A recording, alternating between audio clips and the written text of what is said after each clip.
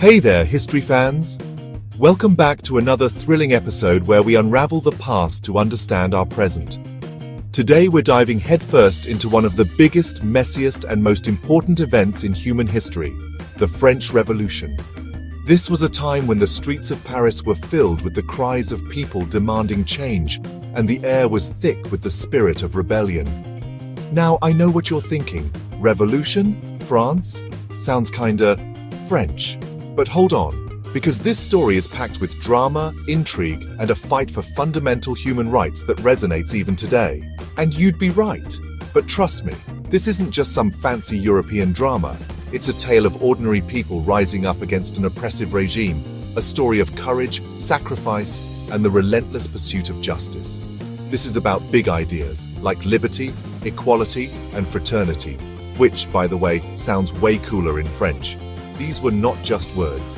They were the rallying cries that united a nation and inspired countless others around the globe.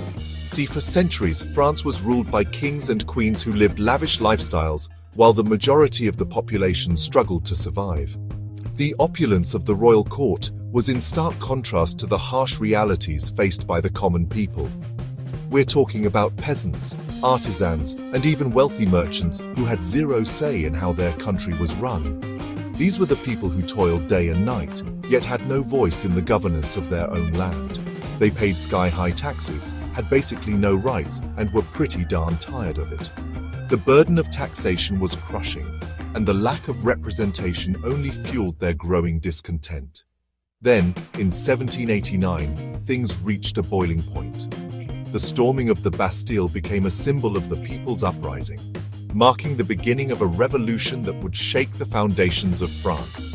The French people, inspired by Enlightenment ideas and fed up with their situation, decided they'd had enough. Philosophers like Voltaire, Rousseau, and Montesquieu had planted the seeds of change with their revolutionary ideas about freedom and equality. They wanted change, and they wanted it now. The streets echoed with the voices of those who demanded a new order, one where every individual had a say and where justice prevailed. So, what did they do? They rose up, overthrew their king, and completely transformed their society. The fall of King Louis XVI was a dramatic turning point, leading to the establishment of a republic. It was messy, it was chaotic, and it definitely wasn't pretty at times.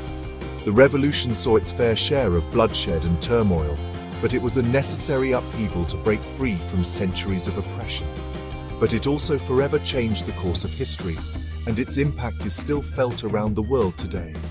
The principles of liberty, equality, and fraternity have inspired countless movements and continue to shape our modern democracies. Buckle up, my friends, because we're about to embark on a wild ride through the French Revolution. Get ready to witness the birth of a new era, where the power of the people triumphed over tyranny. Okay, so we know the French people were angry, but what exactly pushed them over the edge? What was the final straw that broke the camel's back? Well, a lot of things, but let's start with everyone's favorite topic, food, or rather, the lack thereof. Imagine waking up every day with the gnawing pain of hunger, knowing that there's no bread to be found, no grain to be bought. You see, France in the late 1700s was facing a major economic crisis. The country was drowning in debt, and the financial mismanagement was evident everywhere. Decades of extravagant spending by the monarchy, coupled with costly wars, like, helping out those rebellious American colonists, had completely drained the royal treasury. The lavish lifestyle of King Louis XVI and his court was a stark contrast to the dire straits of the common people. To make matters worse, a series of bad harvests led to a severe grain shortage. The weather was unkind, and the agricultural techniques of the time couldn't cope with the challenges. And when I say severe, I mean people were literally starving in the streets. The sight of emaciated bodies and the cries of hungry children became all too common.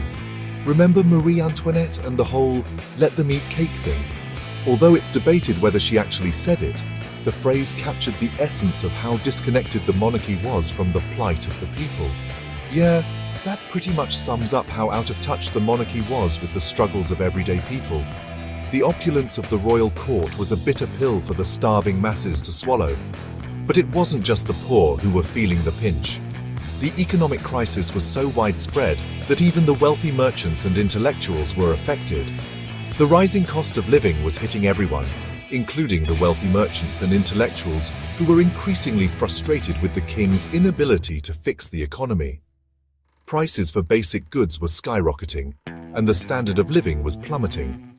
They saw the government as corrupt and inefficient, and they yearned for a more representative system where their voices could be heard. The call for reform was growing louder, and the demand for change was becoming impossible to ignore. So, you've got a population on the brink of starvation, a bankrupt government, and a society that feels completely abandoned by its leaders, and a growing sense of resentment towards the ruling class. The anger was palpable, and the desire for change was becoming a powerful force. It's a recipe for disaster, and things are about to get a whole lot messier. The stage was set for a revolution that would change the course of history forever.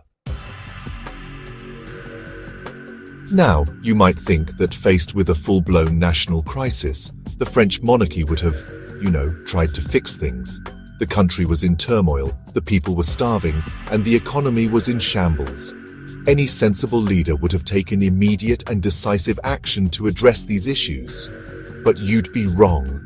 Instead of addressing the very real concerns of the people, King Louis XVI and his advisors decided to double down on all the things that were making everyone angry.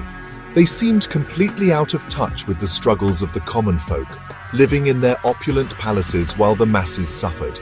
First, they tried to raise taxes, again, because apparently starving peasants weren't paying enough already. The tax burden on the common people was already unbearable, and this new move only added fuel to the fire. The peasants, who were already struggling to make ends meet, found themselves pushed to the brink of desperation. Then, when the nobles and clergy, the rich folks, protested, Louis backed down, further weakening his already shaky authority. This indecisiveness made him appear weak and incapable of ruling, eroding the little confidence the people had left in their king. The nobility and clergy, who were supposed to be his allies, began to lose faith in his leadership. Talk about a lose-lose situation. The common people were furious, the nobility was disillusioned, and the clergy was up in arms. The entire society was on the verge of collapse, and the king's actions were only making things worse. It was a recipe for disaster.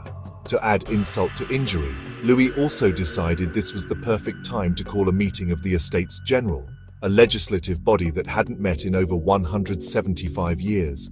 This move was seen as a desperate attempt to regain control, but it only highlighted how out of touch he was with the current state of affairs. The problem?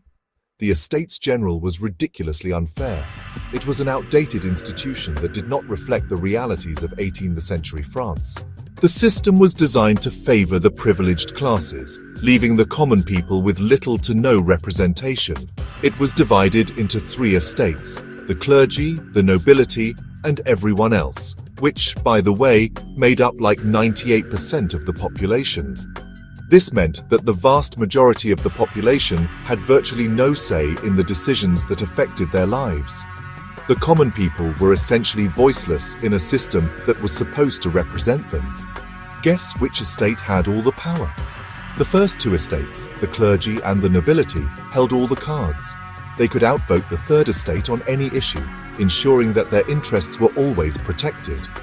This blatant inequality was a major source of frustration for the common people. If you guessed the clergy and nobility, you'd be right.